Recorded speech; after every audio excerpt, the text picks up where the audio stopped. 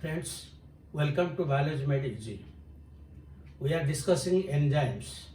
In the previous video, I have given you the introduction, what are enzymes and what are the different type of functions, main functions inside the cell.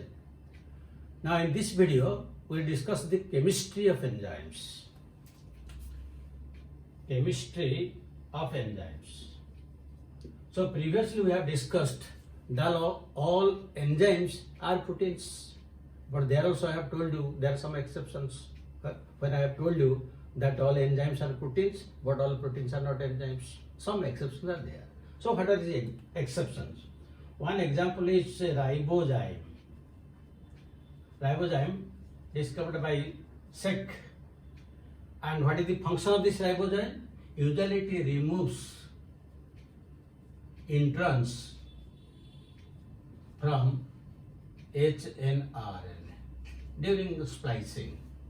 So this is one RNA enzyme. Similarly, you take ribonuclease P, discovered by Altman, and its function is removal of tRNA from hnRNA. That means when tRNA is formed, that tRNA is separated from the remaining part. Then third one is peptidyl transferase. Peptidyl transferase discovered by Hari and Naller.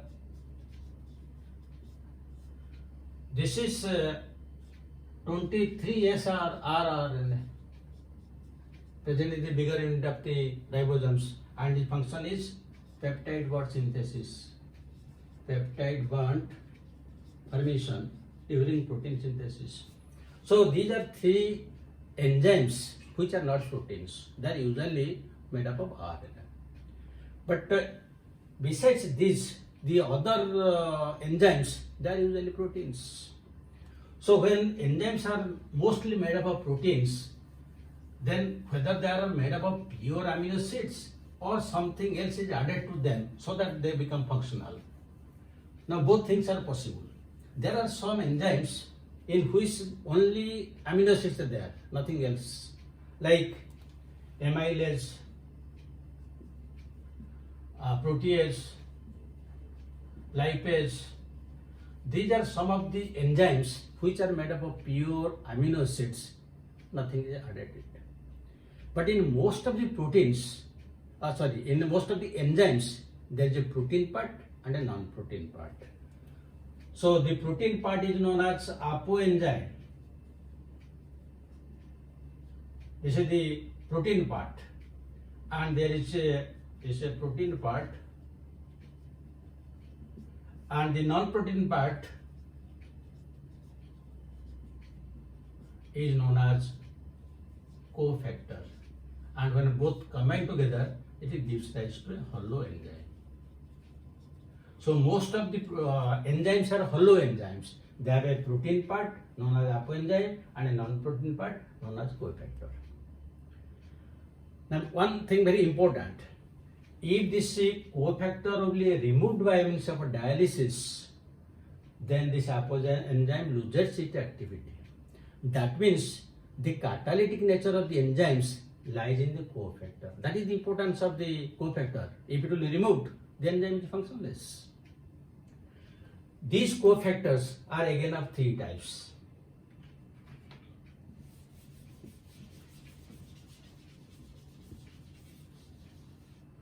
These are of three types. There may be prosthetic group,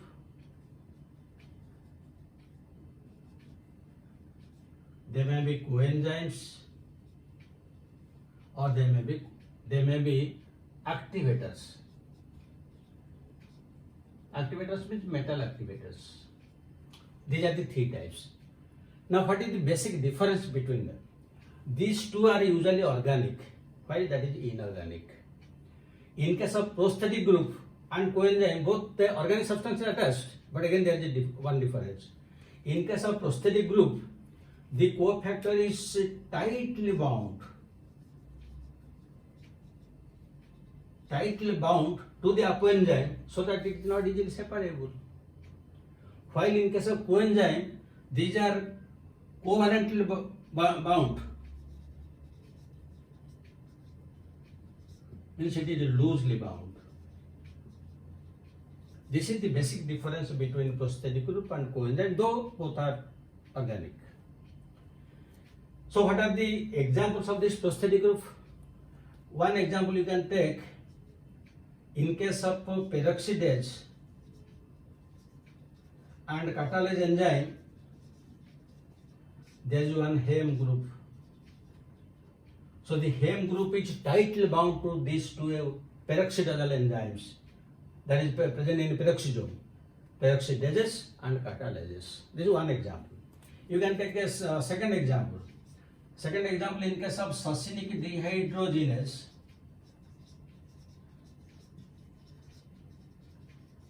the FAD is flavin adenine dinucleotide.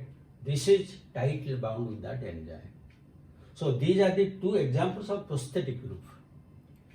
Now if we come to the coenzymes are organic and loosely bound, and they are mostly vitamins, mostly vitamin B complex.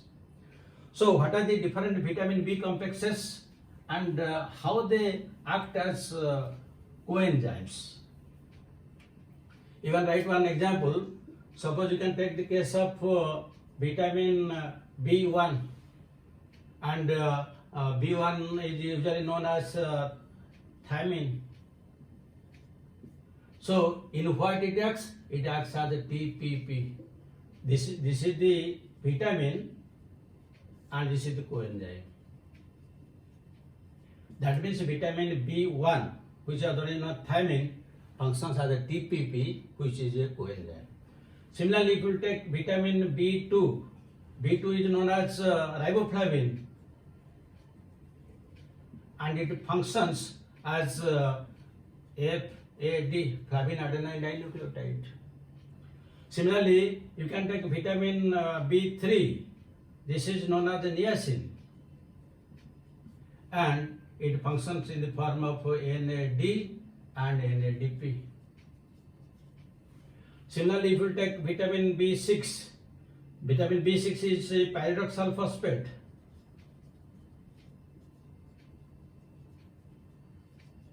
and usually it functions as pyridoxine. Similarly, if you take vitamin B12, this is cyanocobalamin, and it functions as cobalamin. Lipoic acid, this functions as coenzyme F, and biotin, it functions as coenzyme R. So you see, these are the different vitamin B coming under complex. If you will see any time the multivitamins, you will mark either it will be written like vitamin B, B2, B3, B12 like, or direct the names will be given thiamine, riboflavin, niacin. They are present in so many milligrams per gram. All these things are written. That means they are coenzymes. And why we take it in the form of medicine? Because when we have some trouble, the enzymes are not functioning properly because of the lack of these vitamins.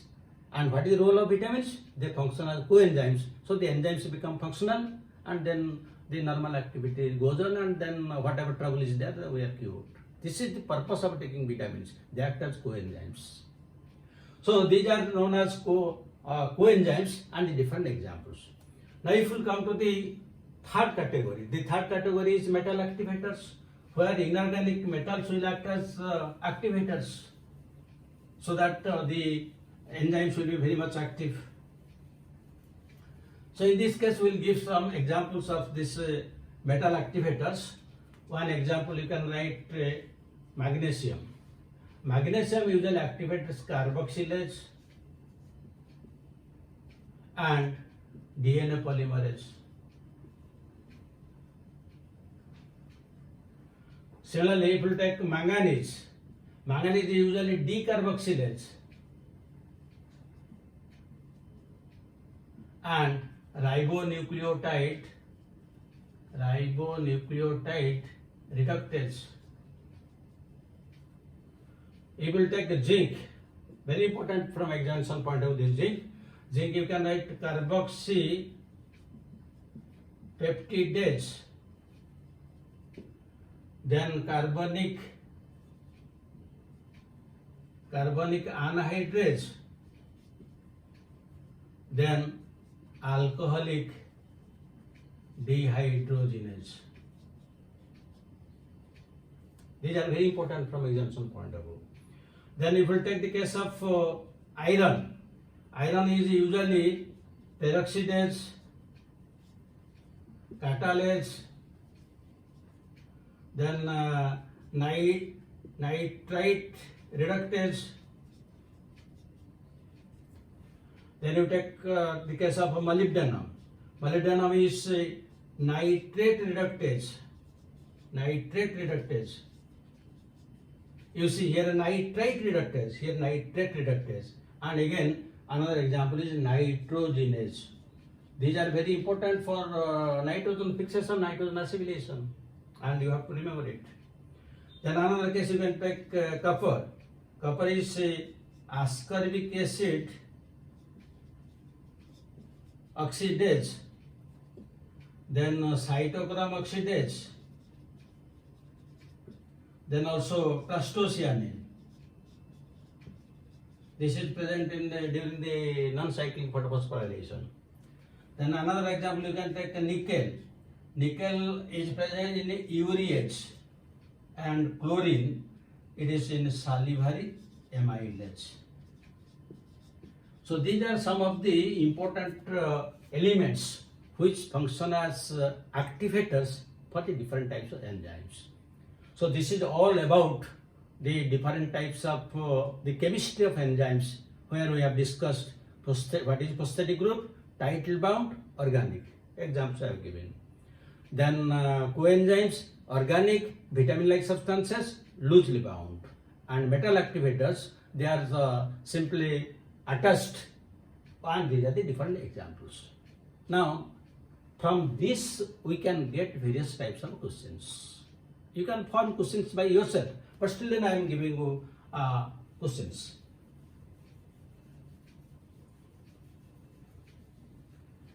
One question frequently asked is, when the cofactor is organic vitamin-like substance,